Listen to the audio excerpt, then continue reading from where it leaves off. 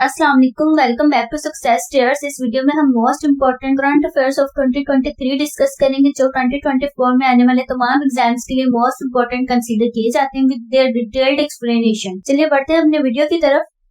At which institution did researchers develop and successfully test an AI tool called Cybele that effectively predicts lung cancer risk? तो ऐसा कौन सा institution है जिसने सबसे पहले एक ऐप को डेवलप किया called Cybele, जो कि लंग कैंसर के रिस्क को प्रिडिक्ट करती थी? तो वो आंसर है हमारा Massachusetts institute of technology. They were able to forecast both short term and long term lung cancer के short term और long term कैंसर दोनों का रिस्क को डिफाइन कर सकती थी। और इसको डेवलप किसने किया था? डॉक्टर क्लॉडिया आई ने।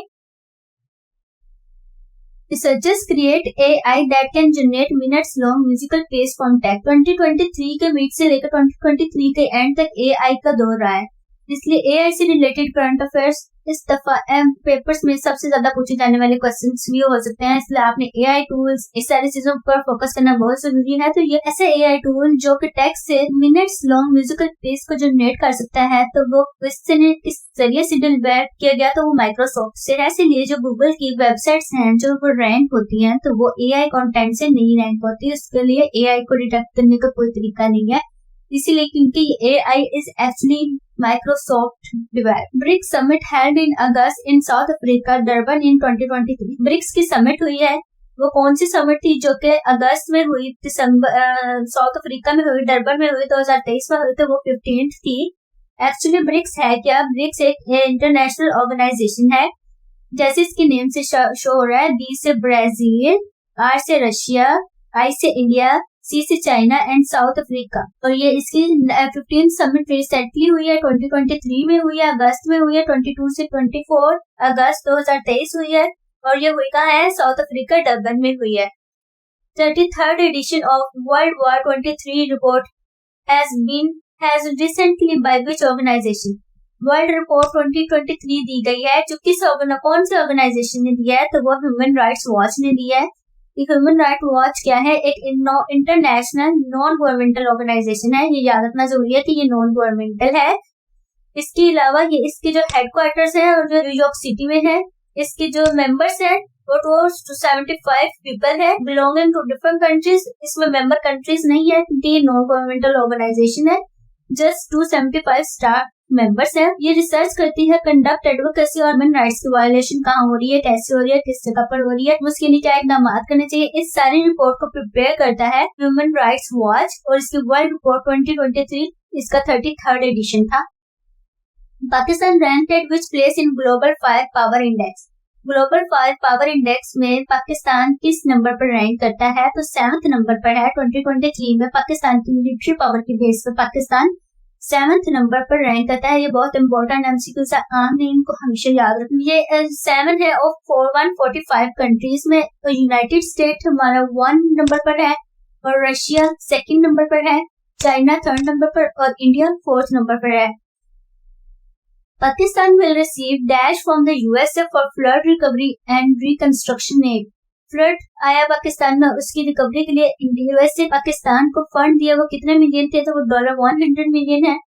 On 30th January 2023 where 535 people killed in a blast in a mosque। Pakistan में 23 जनवरी 2023 ब्लास्ट हुआ जिसमें 45 पीपल किल किए गए। 2020 टेररिज्म को बहुत ज्यादा कंट्रोल कर लिया गया था, इसलिए जहाँ पर टेररिज्म एक्ट हुए हैं 2023 में, वो बहुत इम्पोर्टेंट। सर ये कौन सी सिटी में हुआ था? पेशावर में हुआ था। Recently, which country announced that it would adopt Punjabi as a language for its school students? कौन सा ऐसा मुल्क है जिसने अपने स्कूल स्टूडेंट्स के लिए सेकंड लैंग्वेज के तौर पर पंजाबी को पढ़ाना स्टार्ट किया है? तो वो है ऑस्ट्रेलिया। क्यों अडॉप्ट कर रहे हैं पंजाबी को? क्योंकि ये इनकी न्यूएस्ट लैंग्वेज और fastest growing language of Australia है। On April 7, 2023, Saudi Fund for Development signed an agreement to extend a $1 million loan for Mohammedan dam project. और फंड दिया गया है मोहम्मदन डैम प्रोजेक्ट के लिए, सेंड किया है। लोन अमाउंट को तो वो कितने हो गया? टोटल 240 मिलियन हो गया। एक्चुअली पहले 140 थी, अब वो 100 मिलियन को एक्सटेंड करके इसको $240 मिलियन किया गया है। In which country was the world's first vaccine against honeybees made headlines? Honey base के लिए एक वैक्सीन बनाई गई है, तो वो कौन से मुल्क ने बनाई है? इंसानों के लिए वैक्सीन बनाई गई, लेकिन हनी बेस को उनको बीमारियों से बचने के लिए भी एक वैक्सीन बनाई गई है, तो वो कौन से मुल्क ने बनाई? तो ऑफ कोर्स वो यूएसए ने बनाई है। क्यों बनाई है? क्योंकि ये अपने हनी बीज को प्रोटेक्ट करना चाहते हैं। एक बीमारी हो जाती है उनमें सेप्टा, जिसकी वजह से उनके हनी प्रोडक्शन और अदर जो हनी बीज से रिलेटेड प्रोडक्ट्स है उनके मैन्युफैक्चरिंग में काफी लॉस आता है, जिसकी वजह से उन्होंने ये वैक्सीन बनाई है और ये डेवलप की गई है by the US biotechnology company called Dillon and this country is the host of world economic forum meeting 2023। World economic forum meeting का होस्ट कौन सा मुल्क रहा, तो वो स्विट्जरलैंड था। और ये कब हुआ? 16 से 20 जनवरी तक हुआ। इसका थीम क्या था? Cooperation in the fragmented world. World economic forum actually तमाम अपने होस्ट कंट्रीज, अपने मेंबर कंट्रीज को होस्ट कंट्री मिलकर इनको एक प्लेटफॉर्म पर इकट्ठा करती है ताकि कोऑपरेशन को यकीनी बनाया जा सके। In which country European Union has inaugurated its first satellite launch center? European union ने अपना फर्स्ट लॉन्च सेंटर स्टार्ट किया है। कौन से मुल्क में इन्होंने किया है? तो स्वीडन में किया है। Where the first electric bus service launched in Pakistan? Pakistan में पहली इलेक्ट्रिक बस सर्विस कहाँ लॉन्च की गई? तो वो कराची में की गई। इसके अलावा ये याद रखना में जरूरी है कि ये कब की गई? तो जनवरी 13, 2023 को स्टार्ट किया गया इसको। Largest Tech Conference of Pakistan Future Fest 2023 held in the city of Pakistan की लार्जेस्ट टेक कॉन्फ्रेंस हेड हुई है फ्यूचर फेस्ट 2023 को कहते हैं। वो कौन सी सिटी में हुई है? तो वो हुई है लाहौर में। और ये 3 डे कॉन्फ्रेंस जनवरी 6 से जनवरी 9 तक ये जारी रही। Who became first country in Asia to launch hydrogen powered? Hydrogen power trend पहले जर्मनी में है लेकिन अब एशिया में भी आ गई है। तो यूरोप के बाद तो ये कौन से मुल्क ने बनाई है? तो ये चाइना ने बनाई है और ये सेकंड इन द वर्ल्ड है। जर्मनी जो था वो पहला था और इन्होंने 2022 में बनाई थी। चाइनीज ट्रेन की जब बात करें तो इसकी top speed 160 kilometre per hour है और वो रन कर सकती है without refilling for 600 kilometre. Who has successfully scaled Mount Everest for the first time using artificial legs? Mount Everest को 2023 में दोबारा से सर्च किया गया और इसको आर्टिफिशियल लेग्स के जरिए से किया गया। ये बहुत बड़ी अचीवमेंट थी। तो ये सबसे पहले किया है और ये बुद्धा मगन ने किया है और ये इनका ताल्लुक नेपाल से था। इन्होंने प्रोस्थेटिक लेग को इस्तेमाल करके चोटी को सर किया है। Who won a gold medal in the 34th National Games in मई 2023? मई 2023 में 34th National Games किसने गोल्ड मेडल वोन किया? तो वो अरशद नदीम थे और जेवेलिन थ्रो कंपटीशन और लॉन्गेस्ट थ्रो इनका 78.02 मीटर्स था। Who won presidential election in Turkey? ये बहुत इंपॉर्टेंट MCQ है 2023 का। तो वो तैयब एर्दोगान थे, राइवल थे इनकी कीमाल और इन्होंने 52.18% ऑफ द वोट जीत किया।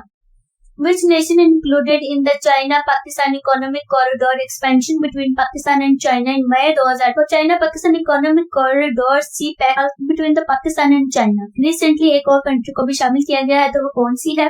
वो अफगानिस्तान है। और CPEC का आगाज कब हुआ था? अप्रैल 20, 2015 में हुआ था। जो के जी जिनपिंग और Pakistani prime minister at that time Mian Mohammad Nawaz Sharif ने साइन किया था। इसमें टोटल 51 एग्रीमेंट्स से memorandums of understanding at $146 billion का इसमें मेमोरेंडम था।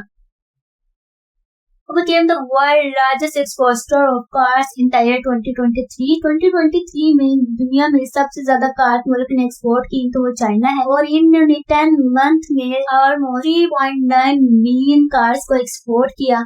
Who became the first Arab woman astronaut to give into space on May 21 question बनते हैं यहाँ पे फर्स्ट अरब वुमेन और दूसरा 2023 में कौन है? मई 21, 2023 में तो वो है रियाना बर्नवी। ब्रेस्ट कैंसर रिसर्चर थी लेकिन इनके दोस्त अलकन्नी ने इनको ऑफर किया कि आप साथ ज्वाइन हो तो इन्होंने संडेस मिशन को ज्वाइन किया। मिशन का नाम संडेस मिशन था। Which country successfully mediated the Saudi-Iran rivalry? Saudi Arab और ईरान की rivalry अभी एंड हुई है तो इसमें सबसे ज्यादा मेन रोल कौन सी कंट्री ने प्ले किया है? तो वो चाइना ने किया है। Thank you so much for watching this content. If you like my content, kindly do subscribe.